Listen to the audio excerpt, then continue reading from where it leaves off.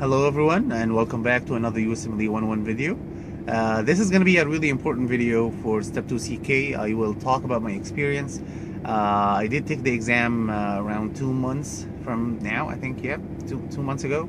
And I feel that I need to talk about Step 2 CK in a different way than most people who will talk about their experience.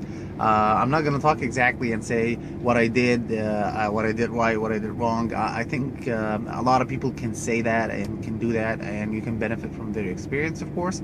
But what I'm trying to say here is I'm going to give a guide on how to approach the Step 2 CK in general, and this is based on my experience and also based on the mistakes I did and the things that I did right. So I'm just going to give you the gist of it, or exactly what is supposed to happen in order to get a good score, at least 240 plus, which is really good. You can beat the average and hopefully get to the residency that you want. So the video is going to be divided into three different sections. The first section is going to talk about the basic Step 2 CK experience, or at least the preparation, how to prepare to for Step 2 CK, the minimal requirements, what are they.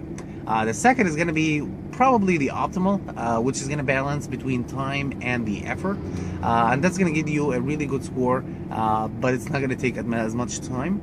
And the final one is going to be the ultimate one, and this is just doing everything that you can.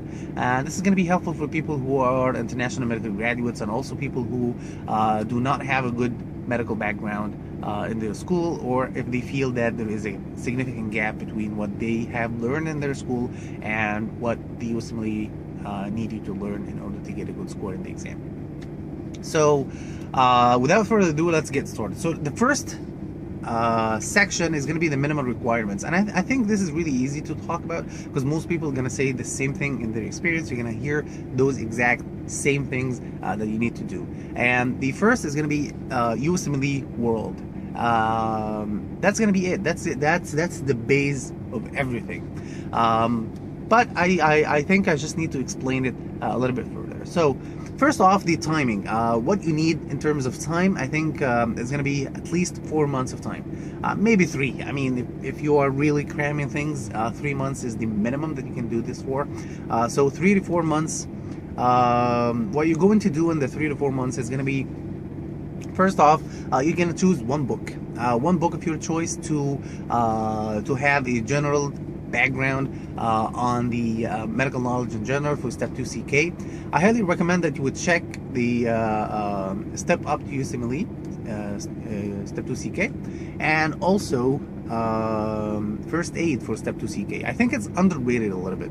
I took a look at it, and it was really good. I think it covers most of the things that you should know, and also the first aid approach for things is really good. I really like it. I liked it for Step 1. I didn't really use it for Step 2 CK, but I think it's worth it. I did try Master the Boards. I think it's not bad, but it's not really that good. I just don't think it is that good. A lot of information were conflicting from the things that I saw in USMLE World, and also it did not approach things in a way that would help me memorize the information, or at least comprehend the things that I needed to do or needed to understand. Also, a lot of information were away from each other. I needed things to be comprehensive, to be together, so I would understand the topic as a whole and also the information in between. So that's why I didn't really like Master the Boards, but that's up to you. Just take a look at one of these and just pick one. And what I would do, that with the first month I would read this quickly. I don't need to understand everything. I just need to read it quickly to get a glance of how things are, and then I would start right away with the Step 2 CK U World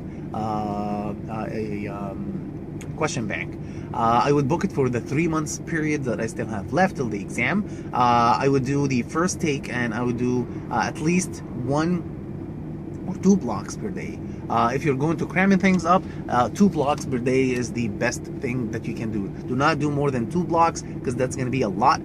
You're not going to be able to finish more than that if you really want to finish things right. What I would also do is, before I do this, there is a secret PDF. I don't want to to give things that are illegal or anything like that, but it is out there if you want to look for it. I don't really. I'm gonna put some links in the description. Maybe they are helpful, maybe not. I don't know. But just check the links in the description. Yeah, you're gonna find some charts from UWorld. This is a really good source that you can take a look at. And instead of the traditional books that I have mentioned before, this is illegal. I do not advise it as a legal advice, but it is good for the Step 2 CK if you want to do it. I'm just saying that. Just put it out there. So you can check the charts and the tables of UWorld. It is sufficient. It's around like 400 pages or so, and it is like kind of like a book that you can read from and you can add to it. So what you can do is read those before you can start the question bank, and then go ahead. And what I would do is I would do it either one of two things.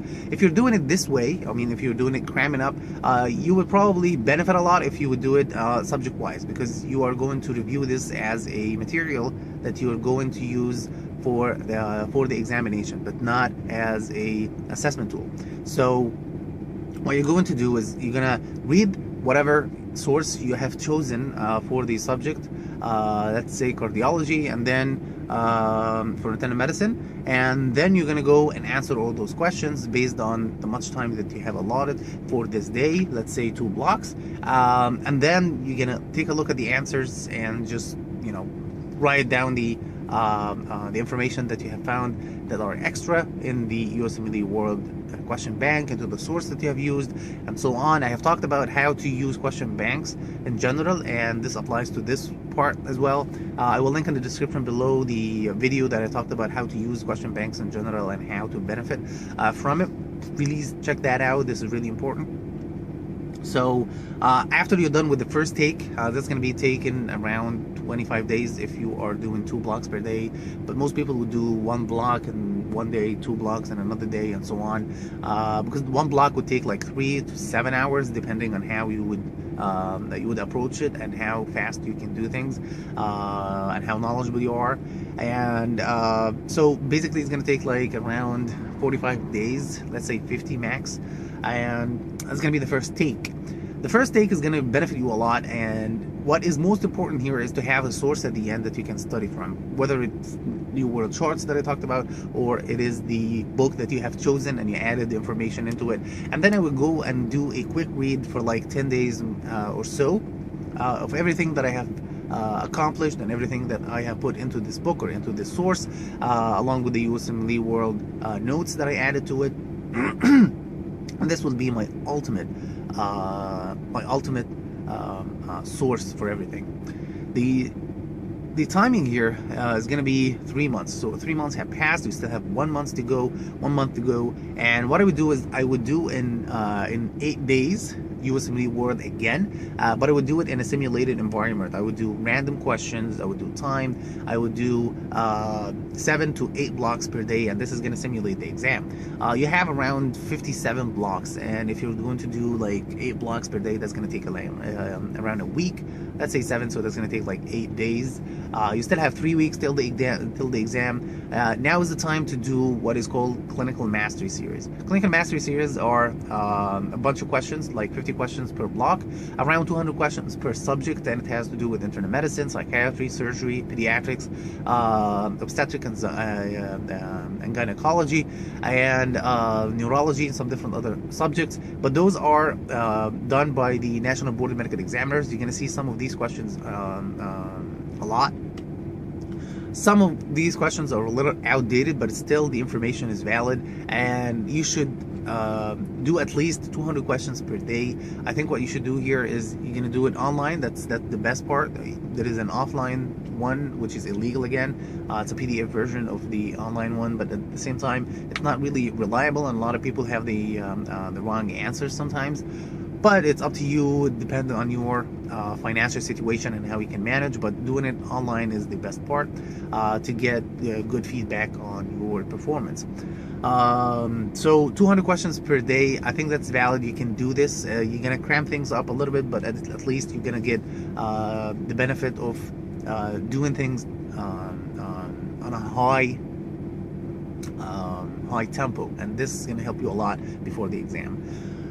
After you do the clinical mastery series, at least in the areas where you think you are a little bit weak, and this is important, find the weak areas that you have found in USMLE world. Let's say I'm not really that good at psychiatry, so I need to just hammer these information down a little bit and try my best to up my score in that area. Now, I haven't talked about self-assessment and MBMEs and New World Self-Assessment here. I left that at the end so you would understand where you're going to put these things into this timeline. After you're done with the clinical mastery series, you should have at least like 1 or 2 weeks left.